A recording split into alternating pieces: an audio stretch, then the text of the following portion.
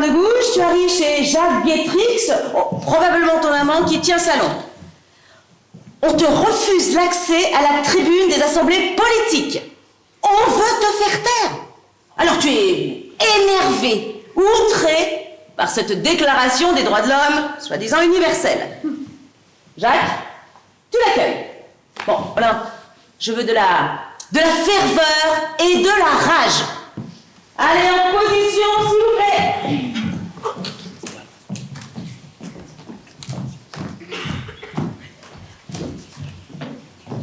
Silence, s'il vous plaît. Moteur, caméra. Ça tourne. 7, 2, première.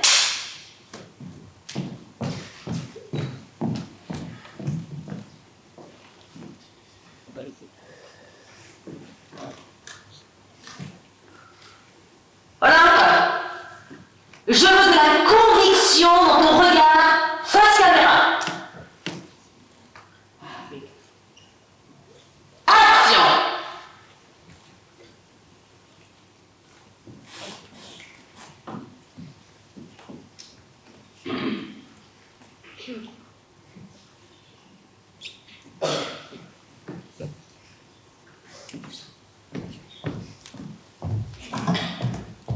Ah, ma chère Olympe. Oh, Jacques, je n'en puis plus.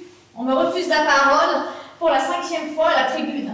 C'est inadmissible. Voulez-vous que je vous fasse préparer un thé? Coupé! Mais attends, mais qu'est-ce que tu fais là?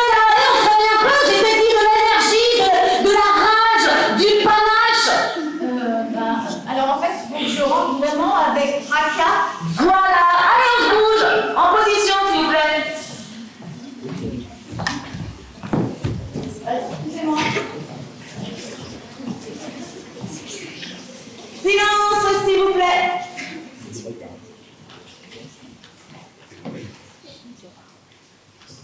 Moteur caméra. 7, 2. Ça tourne.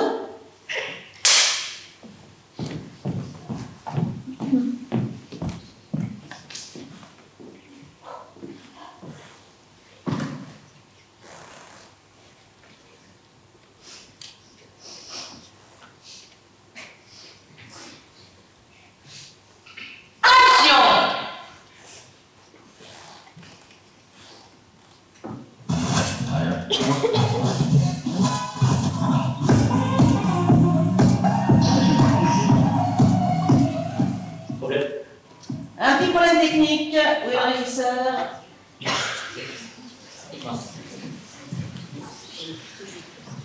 C'est dommage parce que là, je me sentais vraiment prête à y aller. Allez, en position.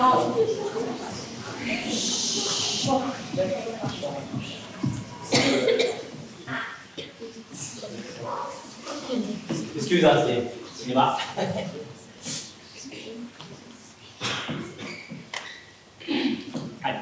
Allez, action.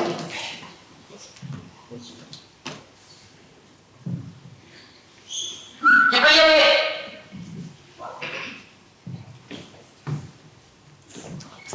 Ah, ma chère Olympe. Oh, Jacques, je n'en puis plus.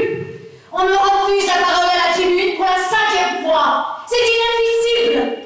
Voulez-vous que je vous fasse préparer un thé? Oh, excusez-moi, je suis impardonnable. Je refuse de me taire. Il faut que les femmes puissent s'exprimer. Les mères, les filles, les représentantes de la nation. Nous demandons à être constituées en Assemblée nationale. Considérant que l'ignorance, l'oubli ou le mépris des droits de la femme sont les seules causes communes des malheurs publics, nous avons donc résolu d'exposer dans une déclaration solennelle les droits naturels, inaltérables et sacrés de la femme, afin que cette déclaration, constamment présente à tous les membres du corps social, mais leur rappelle sans cesse leurs droits et leurs devoirs, afin que les actes du pouvoir des hommes et ceux du pouvoir des femmes pouvant être chaque instant comparées avec le but de toute institution politique, mais en soi plus respectées, afin que les réclamations des citoyennes, fondées désormais sur des principes sains et incontestables, mais tournent toujours au maintien de la Constitution, des bonnes mœurs et au bonheur de tous. Oh mais oui, Olympe, oui! Merci Jacques. En conséquence, le sexe supérieur, en beauté, comme en courage dans les souffrances maternelles, reconnaît et déclare en présence et sous les auspices de l'être suprême les droits suivants de la femme et de la citoyenne. Merci Jacques, attendez, modérez votre enthousiasme, je ne fais que commencer. Toujours interrompu par un homme. Comme il existe la Déclaration des droits de l'homme, j'ai écrit une déclaration des droits de la femme et de la citoyenne.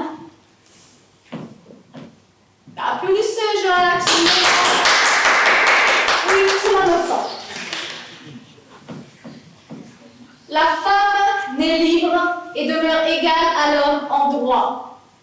Les distinctions sociales ne peuvent être fondées que sur l'utilité commune. Le principe de toute souveraineté réside essentiellement dans la nation. Il n'est que la réunion de la femme et de l'homme. Mais oui!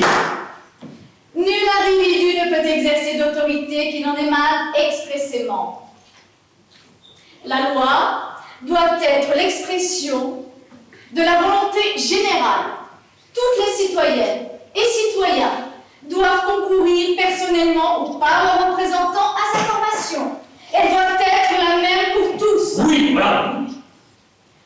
Toutes les citoyennes et citoyens étant égaux doivent être également admissibles à toute dignité, place et emploi public, selon leur capacité et sans autre distinction que celle de leur vertu et de leur talent. Nulle femme n'est exceptée. Elle est accusée, arrêtée et détenue dans les cas déterminés par la loi. Les femmes obéissent comme les hommes à cette loi rigoureuse. Mais oui! Nul ne doit être inquiété pour ses opinions même fondamentales. La femme a le droit de monter sur l'échafaud. Elle a également le droit de monter à la tribune. Tout à fait! La libre communication des pensées et des opinions est un des droits les plus précieux de la femme, puisque cette liberté assure la légitimité des pères envers leurs enfants. Et toute femme peut donc dire librement « Je suis mère d'un enfant qui vous appartient », sans qu'un préjugé barbare la force à cacher, dissimuler la vérité. Les propriétés sont à tous les sexes réunis ou séparées. Elles sont pour chacun un droit inviolable et sacré. Alors, qu'en pensez-vous? Vous allez très loin, Olympe! Mais vous risquez de vous exposer à de graves sanctions. Qu'importe, Jacques. Il faut vivre pour ses idées. Coupé! Merci, on passe à la séquence suivante. Ah, bravo, bravo. Merci. Oh là, deux bouges! Oh, mais une sacrée femme. Oui, c'est vrai qu'elle était passionnée, passionnante, audacieuse aussi. Elle s'est donnée corps et âme pour cette déclaration. Mais toute sa vie, elle s'est battue pour le droit des femmes. Mais jusqu'au bout. Mais totalement, même jusqu'au bout du bout. Elle a quand même été guillotinée pour ses revendications. Et tellement elle n'a rien lâché, encore sur l'échafaud, elle clame « Enfants de la patrie, vous vengerez ma mort !» Mais tu te rends compte, elle vivait seule avec un enfant au XVIIIe siècle. Une femme seule à cette époque, c'était forcément une prostituée. Mais alors elle écrivait des pièces de théâtre, des articles, des discours politiques, des affiches, à une époque où les femmes n'avaient pas la parole. Oui, mais elle l'a prise, la parole. Et ça ne plaisait pas à tout le monde. Tu te rends compte, entre son combat pour le droit des femmes et les premières lois prises dans ce sens, il s'est passé plus de 150 ans. Oui, effectivement, mais c'est un combat sur du long terme. C'est pas juste. Une vraie tornade. Oh, mais elle était partout. Dans la rue, les réceptions, les salons. Elle parlait déjà du Pax, du droit au divorce, de l'accès à tous les métiers. Elle condamne l'esclavage. Et tout ça dans les années 1789. Ouais, en pleine révolution. C'est une femme qui parlait avec son cœur, avec ses tripes. Incroyable. Incroyable. Oh, mais quel temps.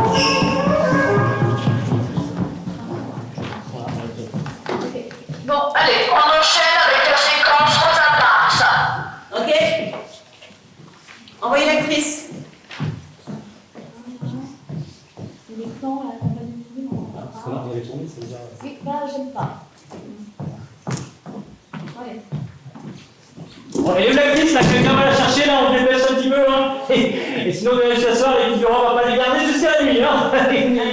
Alors là, on me dit qu'il n'y a pas d'actrice. Comment ça, il n'y a pas d'actrice? On me dit qu'il n'y a personne. Comment ça, il n'y a personne? T'inquiète pas, je gère, j'ai déjà appelé la direction des statistiques, parce que t'as envie d'aller le voir, là. Excuse-moi, je m'en occupe.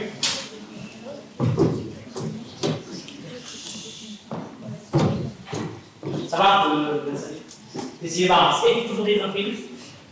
Oui, salut, c'est moi. Dis-moi, tu sais, on tourne cet après-midi la séquence sur Rosa Parks, là, et du coup, l'actrice qui était prévue, elle n'est pas là. Elle est là, en plus,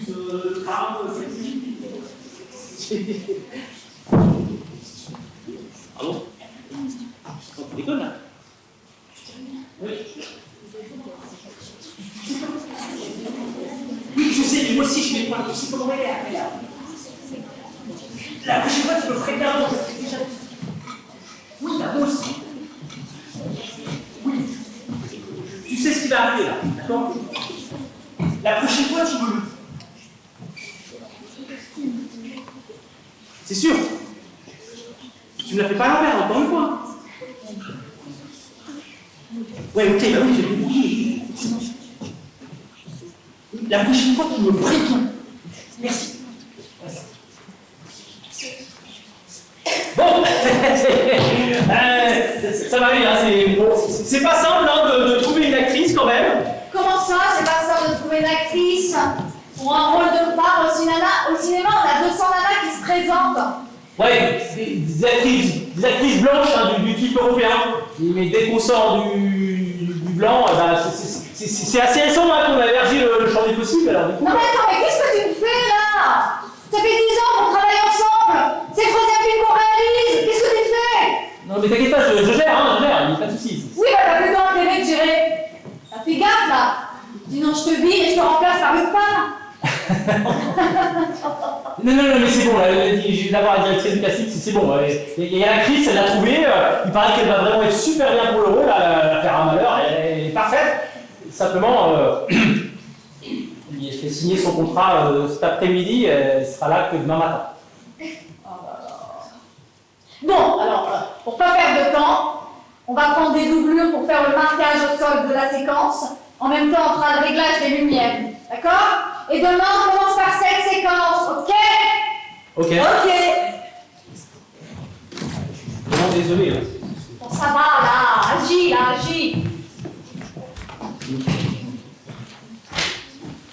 Bon. Et surprise, tout ça, alors je vais avoir besoin de 3 personnes garçon ou fille.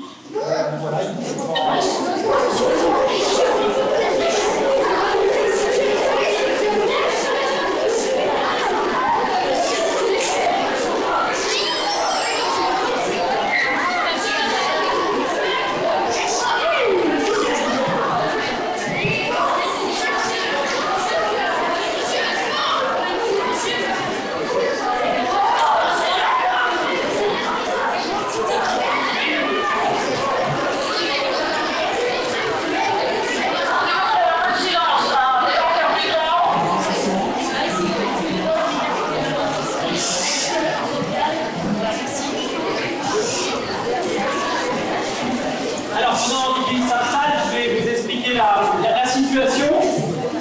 Est-ce que vous connaissez l'histoire de Rosa Parks?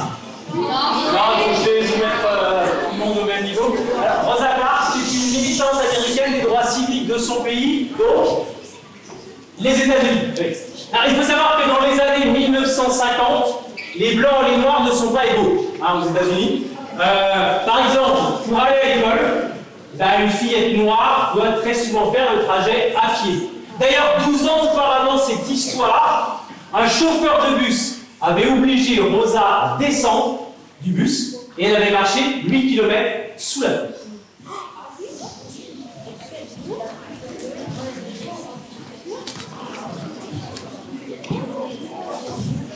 Rosa attend le bus.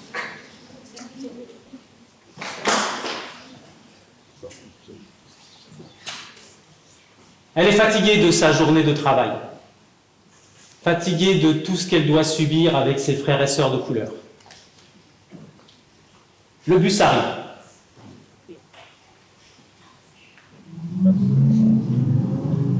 Toutes les places du fond destinées aux Noirs sont occupées. Alors Rosa s'assied sur un siège libre, dans la section du milieu, celle où les Blancs sont prioritaires. Un homme blanc ne tarde pas à lui réclamer sa place. Elle ne bouge pas. Elle était vraiment fatiguée de sa journée de travail. Son travail, c'est de fabriquer les vêtements que portent les Blancs. Ça ne lui est pas venu comme ça à l'esprit, mais c'est ce qu'elle voulait savoir. Quand et comment pourrait-on affirmer les droits des Noirs en tant qu'être humain? Aujourd'hui, elle n'ira pas s'entasser dans le fond du bus. Rosa serre les poings. Le chauffeur de bus lui ordonne de libérer immédiatement la place. Elle n'a pas peur et elle n'a pas envie de lui obéir. Elle refuse. Le chauffeur de bus la menace d'appeler la police. Elle ne cède pas et lui dit « Faites ce que vous avez à faire !» Le chauffeur de bus n'hésite pas. Il est arrêté et emprisonné pour avoir contesté une loi raciste. Un jour de décembre 1955, Rosa Parks sortit de l'ombre par un simple geste qui allait changer sa vie et l'histoire des États-Unis d'Amérique. Toute la communauté noire va la soutenir. Et cette loi sera abrogée 381 jours plus tard. À sa mort, en 2005. On a pu lire sur les places à l'avant de tous les bus de Montgomery, en signe d'hommage, la femme qui s'est tenue debout en restant assise.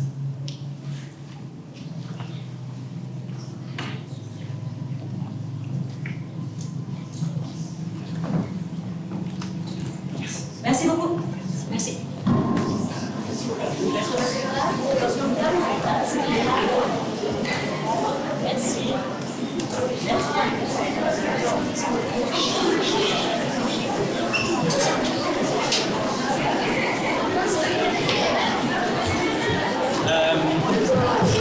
Michel.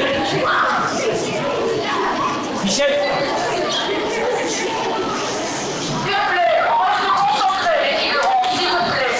Michel, s'il te plaît, pour la séquence suivante, on a besoin d'un son. Tu peux me chercher, s'il te plaît, rapidement. On perd pas de temps. C'est moi qui m'occupe du son. Mais non, attends, l'ingénieur du son, c'est un mec. Enfin, voilà. Ah non, je comprends. Oui, je comprends. Ils ont dû se tromper en écrivant mon prénom. Attention, ça arrive tout le temps. Michel. 2 ailes. Ah mais t'inquiète, hein, ça fait plus de 10 ans que je fais ça. Hé, on t'a pas prévenu? De quoi? Eh ben les femmes sont aussi efficaces que les hommes. Il y a même une étude qui a été faite. Il paraît qu'on est plus rapide et voire plus appliqué que les hommes au travail. Alors, si tu veux qu'on parle de SM55, E945, XM8005, pas de souci. Ok, c'est bon. On peut même parler outillage, bricolage, cardan, voiture, pas de problème. Ah ouais, tu t'y connais aussi? Non, je déconne, je préfère le tricot. Bon, on bosse là ou on se mate une série? Ouais, on bosse. Hein?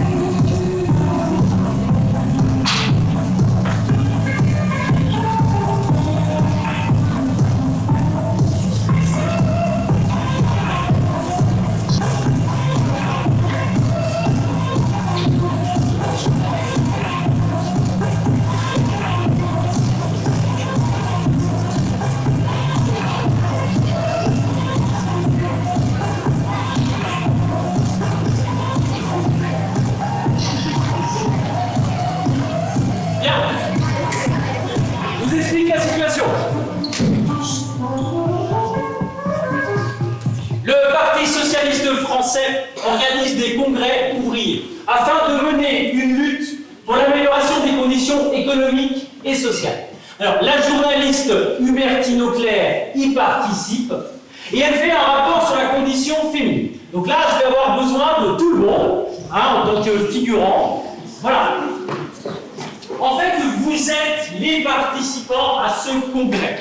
D'accord? C'est vous les spectateurs du congrès et c'est ces spectateurs qui vont réagir à ce qui sera dit. Voilà, alors, on va séparer la salle en deux, d'accord? C'est très simple, hein, ce côté-là et le côté là-bas. Voilà. Alors, pour commencer par ce côté-là, ok? Il y a des moments, moi je vais être là-haut, juste devant la table de la régie, d'accord? Et à des moments, je vais vous présenter ces panneaux. Donc vous, de ce côté, quand je vais vous présenter ce panneau-là, vous allez...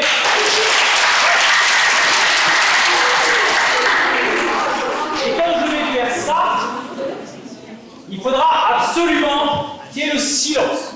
Ça va être la chose la plus difficile. C'est ok, vous êtes partis, mais il faut quand même me suivre, et moi je vous donne les consignes. Donc quand il y a ça, c'est silence. D'accord? Pour vous, du coup, effectivement, on est sur l'autre panneau, et quand je fais ça,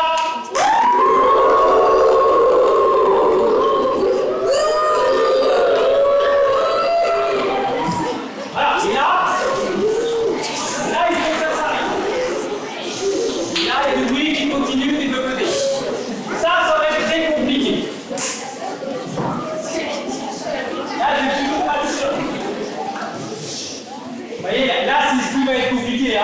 C'est qu'on arrive à jouer ensemble, sans que ça continue, Pourquoi? Il y a une raison.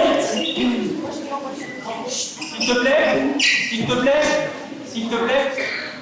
Du coup, il y a une raison pour laquelle je vous demande ça, c'est que pendant les réactions et juste derrière, en fait, la journaliste Hubertine Auclair, elle va continuer son discours. Donc, si vous parlez, on ne va plus l'entendre. Vos micros, on ne va plus rien non plus entendre, ça va être une cacophonie terrible, on va être obligé d'arrêter et de recommencer.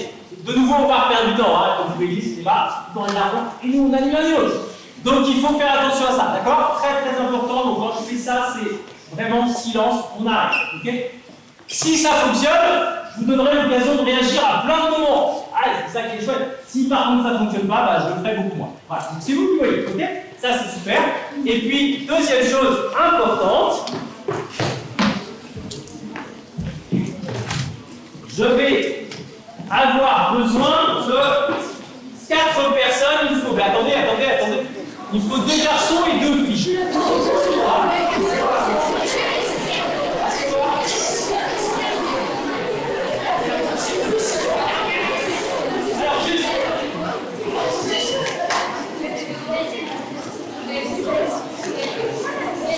Alors je peux pas, tant que ça part, je peux pas marcher. Alors là j'ai déjà quelqu'un, arrête de vais faire des signes, je pense que plus tu vas faire signe, moins je vais faire. Alors, attention, les personnes qui vont parler, je veux qu'elles parlent fort. Si vous pensez que je suis pas capable de parler fort, ne le faites pas besoin. Il y a déjà quelqu'un.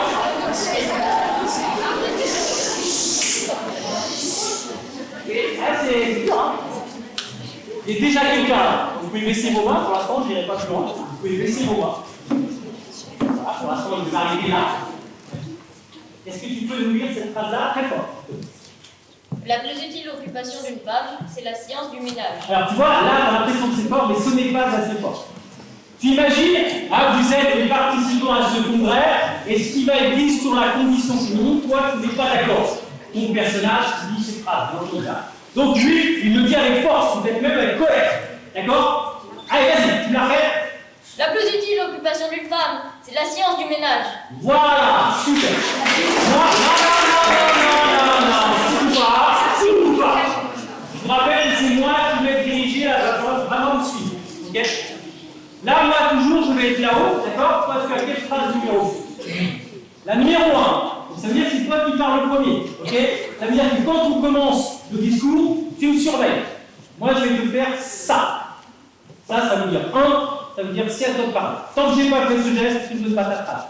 Ça roule pour toi? Super. Il me faut une fille par là. Une fille. Ok.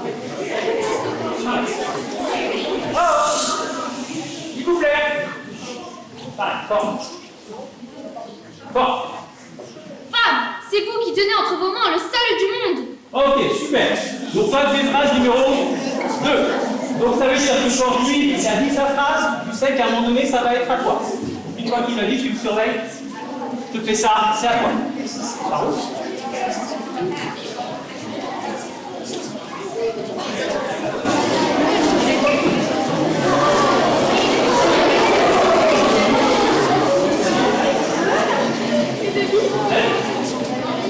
Alors, tu vois, là, ça passe pas. C'est vachement fort. L'envie de réussir chez la femme. Névrose. Névrose.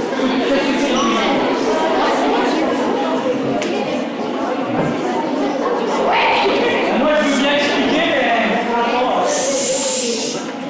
c'est compliqué. Hein. Donc, une névrose, c'est une maladie mentale. La phrase est dit, l'envie de réussir chez la femme est une maladie mentale. Normal. Allez, ici, pour finir. Merci.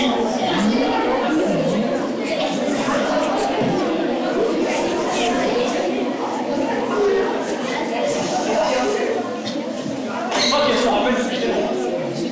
Vas-y, fort. La femme. Non, plus fort. La femme. Non, plus fort. Je suis désolé, mais si tu parles pas au-dessus, ça ne marchera pas. Ça va être grand, il faut du volume. Allez. La femme n'est pas une marchandise. Ok, encore plus fort, tu peux me le faire plus fort. Vas-y, lève-toi. Lève-toi. Allez, vas-y.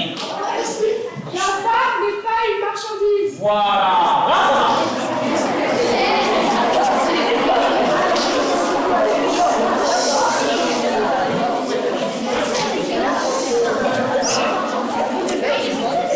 Et en fait, à chaque fois qu'il y a une phrase,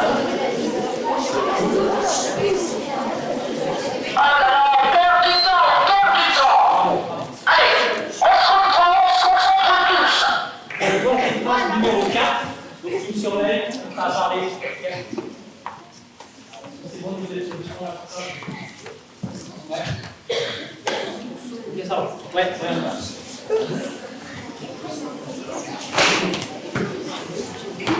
C'est bon.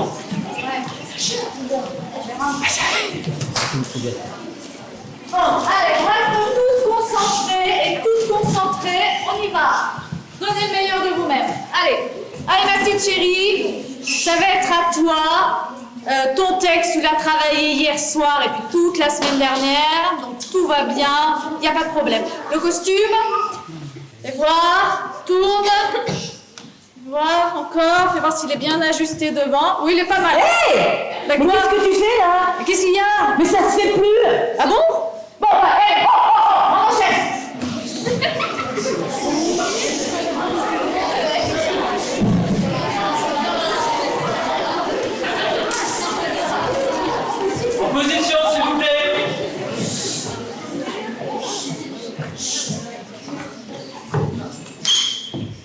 Silence, s'il vous plaît. Scène 8, séquence 4. Première. Moteur caméra.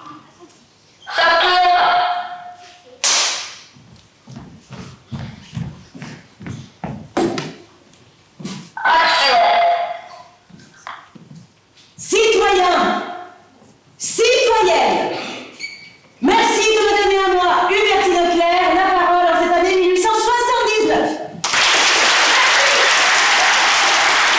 Pour ceux qui ne me connaissent pas, je suis journaliste, militante engagée pour le droit civique et le droit des femmes. Certains m'ont même surnommée la suffragette française. Il faudrait vraiment que nous soyons des créatures folles et insensibles pour ne pas nous occuper de politique. Il y a trop longtemps que l'on fait espérer aux femmes une condition sociale égalée à celle de l'homme. Quand en 1789, Olympe de Gouges présenta aux États généraux au nom des femmes son cahier de doléances, il lui fut répondu qu'il était inutile d'étudier la condition de la femme, attendu qu'un changement complet devant se faire dans la société, les femmes seraient affranchies de l'homme. La révolution éclata. On proclama les droits de l'homme. Les femmes restèrent serves. La plus utile occupation d'une femme, c'est la science du ménage.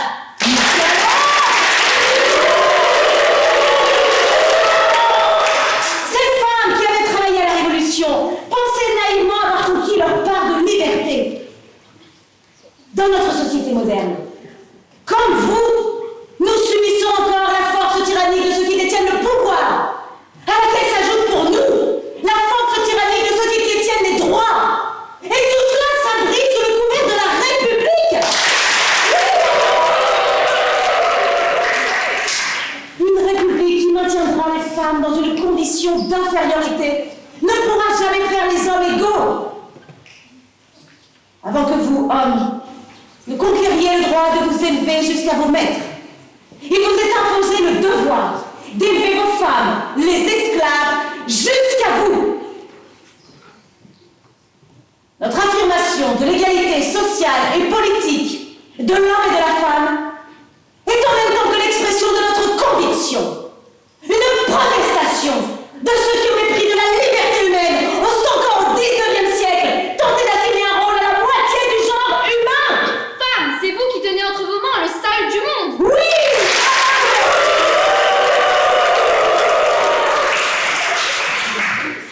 Que diriez-vous, homme, si l'on vous enfermait dans le cercle étroit d'un rôle? Si l'on vous disait, toi, parce que tu es forgeron, ton rôle est de forger le fer, tu n'auras pas de droit. Et toi, parce que tu es médecin, ton rôle est de soigner les malades, tu n'auras pas de droit. C'est aussi logique que de dire, toi, femme, parce que la nature t'a donné la faculté d'être mère, tu n'auras pas de droit. La femme est comme l'homme, un être libre et autonome. À elle comme à lui la liberté de choisir la voie qui lui convient.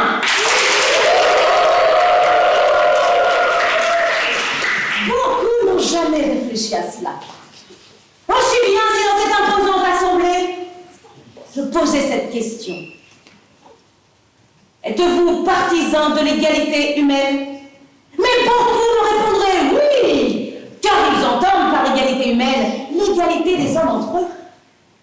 Mais si je pressais ces deux termes, homme-femme, sous lequel l'humanité se manifeste, et que je vous disais, êtes-vous partisan pour l'égalité entre les hommes et les femmes? Beaucoup me répondraient non. L'envie de réussir chez la femme est une névrose. Oh non, que les assemblées soient constituées d'autant d'hommes que de femmes. L'opinion des femmes doit être entendue, respectée comme l'opinion des hommes. Enfin, ce que je crois, c'est qu'un homme estimera sa femme, qu'une femme cessera de se croire l'obligée de son mari, quand d'un point de vue économique, tous deux seront réciproquement indépendants. Et c'est qu'enfin, au rebours de ce qui est socialement admis, je fais passer l'indépendance économique de la femme avant l'indépendance économique de l'homme. Car c'est à incombe naturellement la charge de l'enfant. La femme n'est pas une marchandise.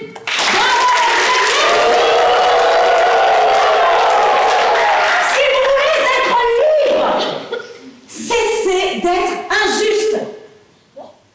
Avec la science moderne, avec la conscience qui n'a pas de préjugés, dites égalité entre tous les hommes, égalité entre les hommes et les femmes, ascension de la race humaine, unie dans la justice, vers un avenir meilleur.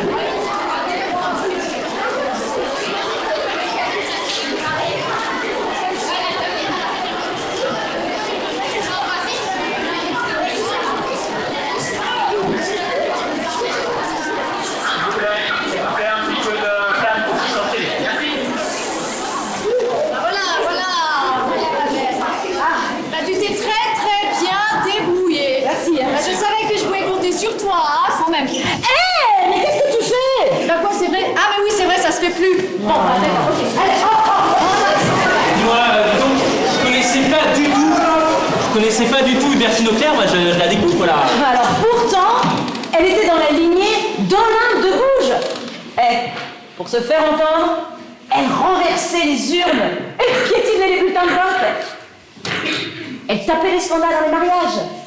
Et un jour, elle s'est inscrite sur les listes électorales à une époque où les femmes n'avaient pas le droit. Wow. Enfin bref, une autre tornade. Un jour, elle a dit à un préfet: je n'ai pas de droit, donc je n'ai pas de charge.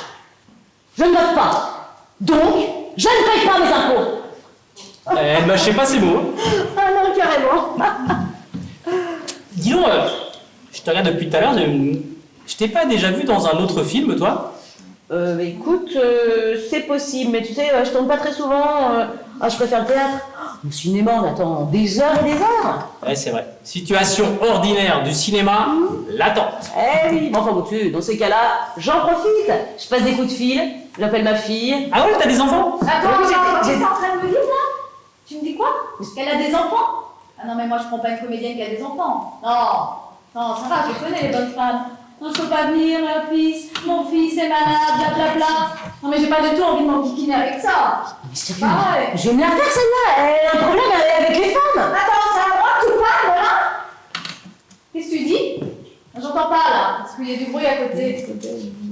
Oui, voilà, j'ai des enfants. Alors ça reste entre nous, parce que alors dès qu'ils savent que t'es mère, ils t'appellent plus, trop compliqué. Ouais, c'est vraiment pas juste. Ouais, alors souvent, on leur dit qu'on est célibataire et sans enfants. Et si je pose la question de savoir si on veut des enfants, tu sais ce qu'on répond? Ah non, je déteste les gosses. Elle a toujours cette vieille mentalité, hein, c'est vraiment pas juste. Enfin, pareil au théâtre. Ah ouais? Mais j'ai des copines, elles sont sans enfants et elles s'épanouissent en tant que femmes. Alors tu vois, Olympe, Gisèle, Simone, Hubertine, là, toutes ces femmes, elles se sont pas battues pour rien. Excuse-moi, mais Gisèle, Simone, c'est qui là? C'est tes grand-mères? Mais non, mais Simone Veil, Gisèle Halimi. Elles se sont battues pour le droit à l'avortement, à disposer de son corps et tout ça bien avant MeToo. C'est vrai. Et une femme, c'est pas qu'un ventre.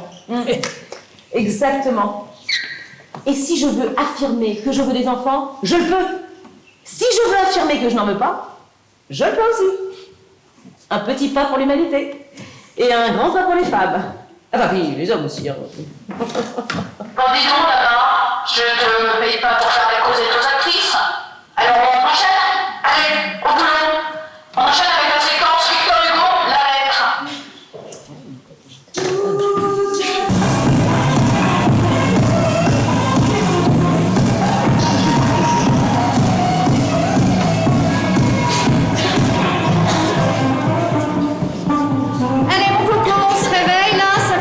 toi.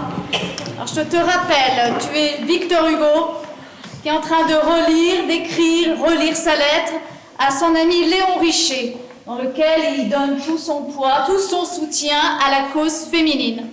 C'est bon pour toi? On est parti? Allez. En position, s'il vous plaît.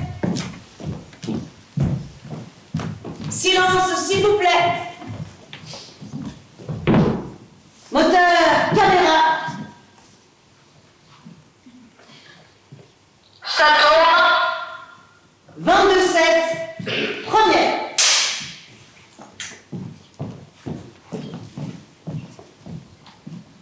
Allez, n'oublie pas, tu joues Victor Hugo, je veux de la grandeur.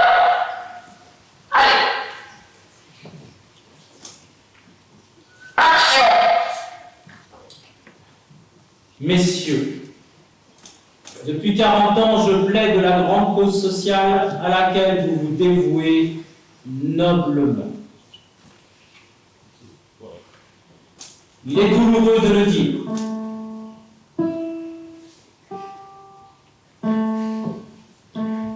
Il est douloureux de le dire. Dans la civilisation actuelle, il y a une esclave. La loi a des euphémismes. Ce que j'appelle une esclave, elle l'appelle une mineure. C'est un mineur selon la loi, c'est esclave selon la réalité, c'est la femme. La chérie, papa travaille. S'il te plaît. Merci. L'homme a fait verser tous les droits de son côté et tous les devoirs du côté de la femme. De là un trouble profond. De là la servitude de la femme. Dans notre législation telle qu'elle est, la femme ne possède pas, elle n'est pas en justice, elle ne vote pas, elle ne compte pas, elle n'est pas. C'est là un état violent. Il faut qu'il cesse. Sur beaucoup de questions à cette heure, les gouvernants sont en retard. C'est difficile de se concentrer avec la musique, ma belle. S'il te plaît. S'il te plaît. Merci. Il est urgent que les législateurs prennent conseil des penseurs, que les hommes d'État, trop souvent superficiels, tiennent compte du profond travail des écrivains, que ceux qui font les lois obéissent à ceux qui font les mœurs. La paix sociale est à ce prix. Nous, philosophes, nous contemplateurs de l'idéal social, nous ne lassons pas. Continuons notre œuvre, étudions sous toutes ses faces et avec une volonté croissante ce pathétique problème de la femme. La solution résoudrait presque la question sociale tout entière. Qu'est-ce qu'elle a fait, ce piano? Elle fait un drôle de bruit, là. Adèle, pour l'amour du ciel, ferme ta porte! Ah! S'il te plaît!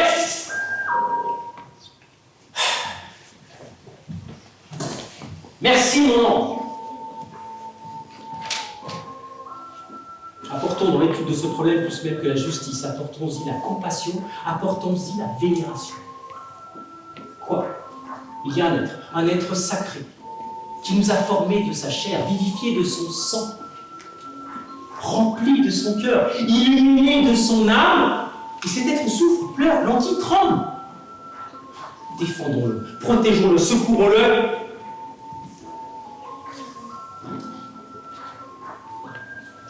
Avant peu, n'en doutons pas, justice sera rendue, justice sera faite. Redoublons de persévérance et d'efforts. On en viendra, espérons-le, à comprendre qu'une société est mal faite, quand la femme est maintenue sans initiative, quand la servitude se déguise sous le nom de tutelle. Et l'on reconnaîtra que, même du point de vue de notre égoïsme, il est difficile de composer le bonheur de l'homme avec la souffrance de la femme. Victor Hugo, le 8 juin 1872.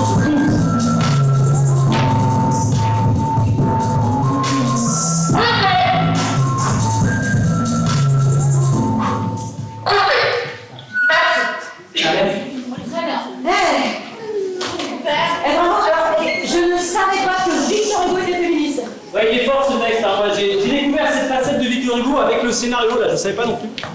En même temps, on n'a pas besoin d'hommes pour se défendre. C'est quand même mieux de se soutenir. On avance plus vite, ensemble, on est plus fort. Parfaitement, moi, c'est exactement ce que je défends. Alors, si on attend que les hommes risquent leur vie pour défendre nos droits, alors perso, je ne connais pas de Malala au masculin. Qui? Malala Yousafzai, une jeune pakistanaise, non? Ah si, j'en ai entendu parler. Elle s'est fait tirer dessus à 15 ans par les talibans. Elle a risqué sa vie. Oui, ça se passe dans un bus, comme Rosa Parks. Alors, Malala, à 9 ans, elle a commencé à écrire un blog.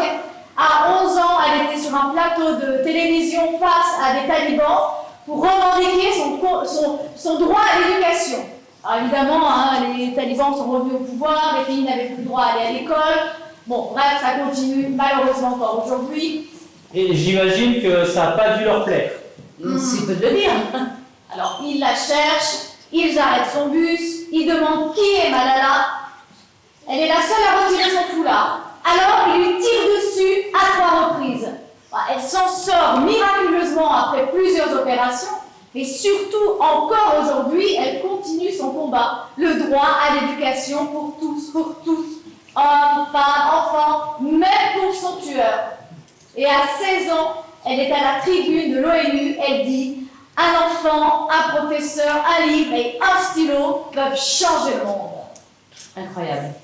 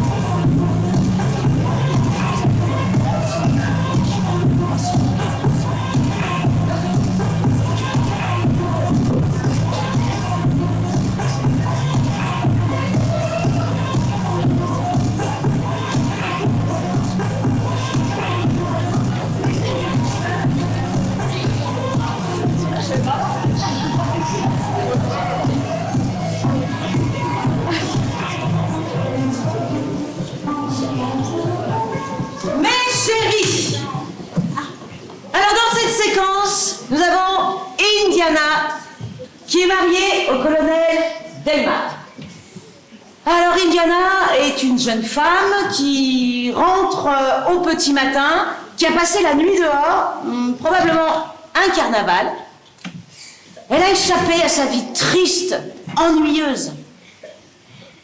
Nous avons le colonel Delmar, avec qui elle est mariée. Il est plus âgé qu'elle, riche, industriel, très à cheval sur les traditions.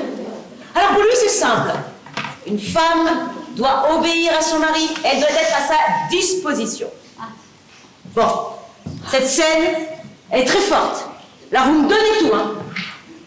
En position, s'il vous plaît.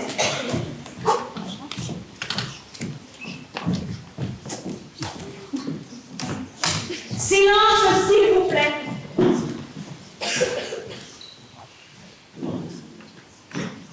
Moteur, caméra. Ça tourne.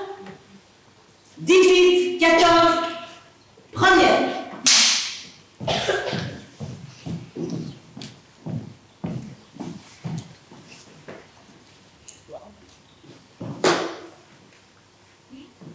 Et n'oubliez pas, hein, Indiana a soif d'intelligence, de liberté.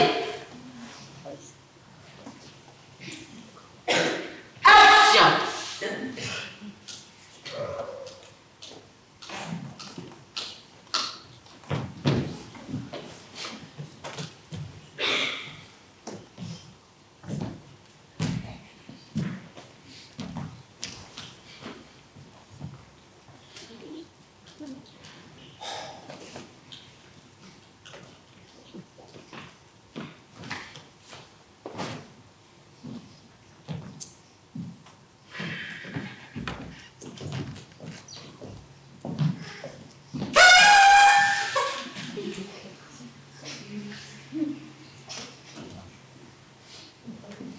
Daignerez-vous m'apprendre, madame, où vous avez passé la matinée et peut-être la nuit?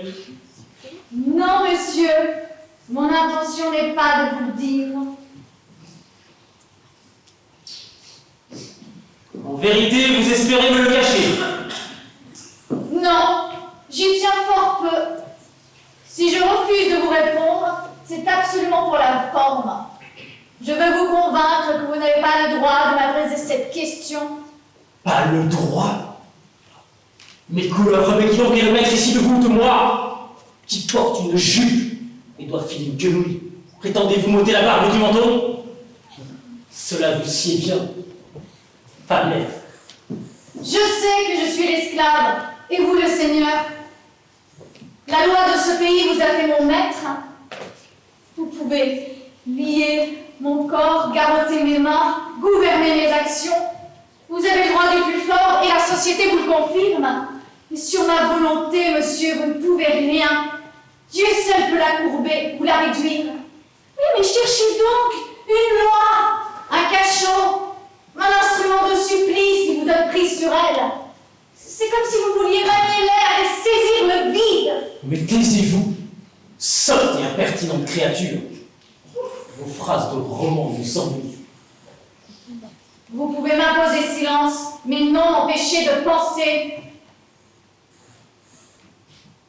Orgueil imbécile, morgue de vermisseau, vous abusez de la pitié qu'on a de vous. Mais vous verrez, on peut dompter ce grand caractère sans se donner beaucoup de peine. Je ne vous le conseille pas. Votre repos en souffrirait. Votre dignité n'y gagnerait rien. Vous croyez?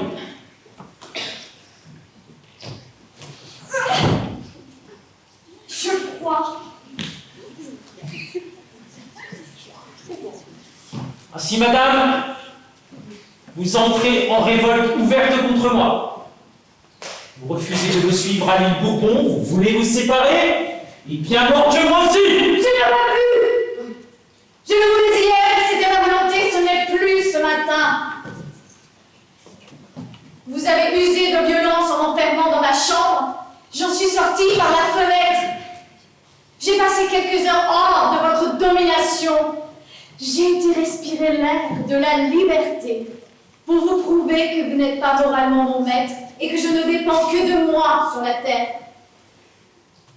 En me promenant, j'ai réfléchi que je devais à mon devoir et à ma conscience de revenir me placer sous votre patronage. Je l'ai fait de mon plein gré. Mon cousin m'a accompagné ici et non pas amené. Et si je n'eusse pas voulu le suivre, il n'aurait pas su m'y contraindre, vous l'imaginez bien. Ainsi, monsieur, ne perdez pas de temps à vouloir discuter avec ma conviction, vous ne l'influencerez jamais.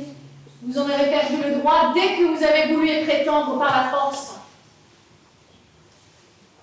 Occupez-vous du départ.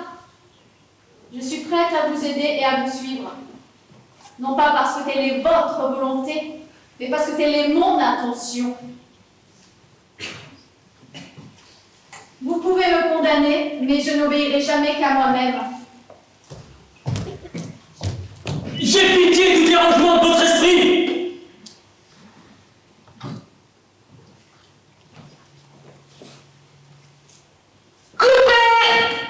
Merci, allez, on passe à la séquence suivante. On enchaîne. Dis donc, il écrit bien ce Georges, hein? Je sais pas du tout. Georges, en fait, Georges Sand, c'est une femme. Quoi? Georges Sand, c'est une femme. Tu savais pas? C'est un nom d'emprunt, c'est un pseudonyme. C'était plus facile d'écrire à l'époque si tu étais un homme. Tu sais, Georges Sand, elle écrit ce roman, Indiana. Elle a seulement 24 ans, c'est son premier roman, on est en 1832. Ah ouais?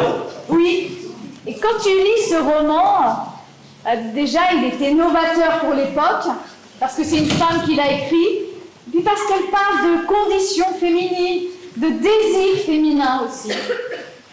Tu sais, les femmes se passaient le roman en cachette, Tu sais, sous le manteau, là. Ah ouais. Oui. Et quand tu lis ce texte, tu te dis que finalement, les choses n'ont pas trop bougé. Ah quand même. Ah bon?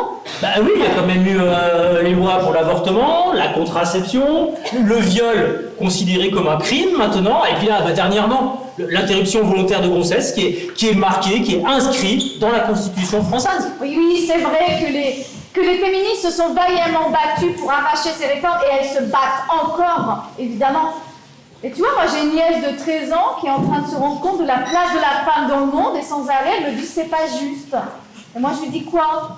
Enfin, je veux dire, nous ce qu'on doit faire, c'est qu'on doit être vigilants, continuer à s'organiser, être ensemble. Non mais c'est sympa d'écrire sur les réseaux sociaux, mais je sais pas, tu crois que ça va changer le monde? Regarde, ces lois sont remises en question en Europe. Alors qu'est-ce qu'on fait?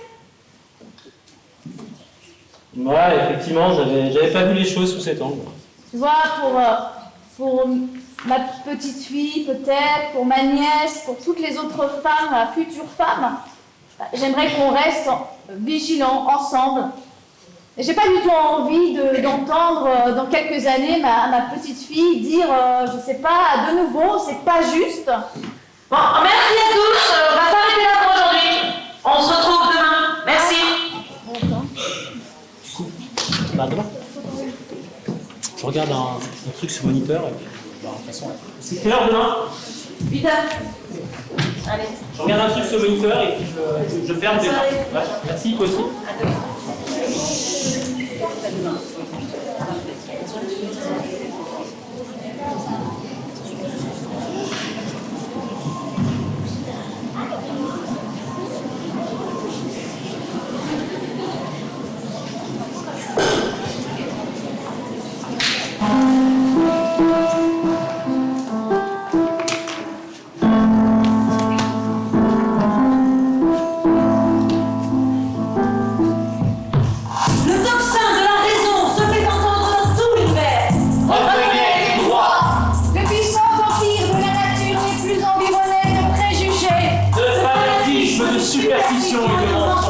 Le flambeau de la vérité a dissipé tous les nuages de la sottise et de l'usurpation. L'homme esclave a multiplié ses forces, a eu besoin de recourir au ciel pour briser ses fers. Devenu libre, il est devenu injuste envers sa compagne. Homme, Réveillez-vous. homme, réveillez-vous. Femme. Réveillez-vous.